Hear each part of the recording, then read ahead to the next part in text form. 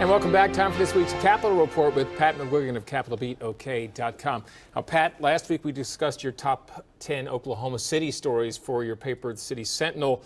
You've completed your top 10 listing for CapitolBeatOK, so the statewide stories, similar to last week's, but not the same. Give us the rundown. That's right.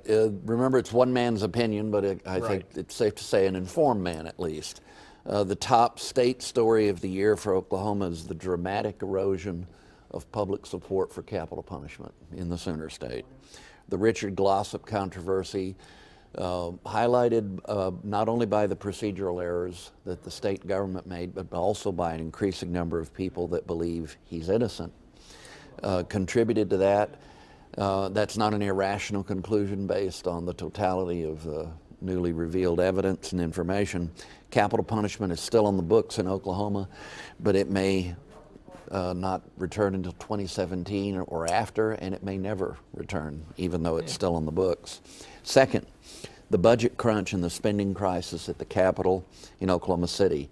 That was my top city story because it was kind of new for Oklahoma City. Statewide, we've seen this before. It's time probably for the state leadership to do a serious, sober reconsideration of the functions of government and the financing of government. We'll see if they do.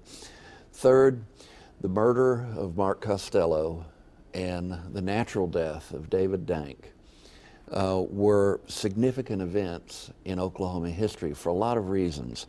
These were conservative politicians who actually meant the things they said in campaigning, actually tried to implement them, and to a large extent had success in implementing those.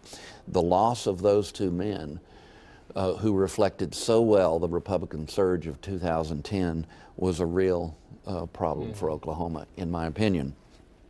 Way down on fifth in my list was Indian gaming, and the importance of that was illustrated late in the year by the announcement of the Iowa tribe. They're going to make a stab at online gaming. I listed the nexus of energy, the energy industry in Oklahoma, and earthquakes as my sixth place story. Probably should have rated it higher based on recent events. So that's a thumbnail. You can see the rest, of course, at the website. Okay. Now, 2015 quickly fading away. We're into the new year. You told me you have three things that you're most concerned about when it comes to the coming year, and these are not exclusively state level. Give me a sentence for each. Well, the onrushing collapse of civility in American life, including in Oklahoma. That's first. The second is the terrorist military strength of hard, radical Islam. Not only ISIS around the world, but Boko Haram in Africa, Nigeria, where we've just seen horrific stories over the last year, particularly in recent months. Finally, third thing that concerns me a great deal is the continued strength of Donald Trump. I believe his nomination by the Republican Party would be a stunning step away from Ronald Reagan's legacy of limited constitutional government and an inclusive brand of conservatism. I'm a short-range pessimist right now. Always a long-range optimist, but that's getting harder to maintain. All right, well, you can read more about these and catch the rest of that top 10 list at CapitolBeatOK.com. For Pat McGuigan, I'm Alex Cameron. Have a great day.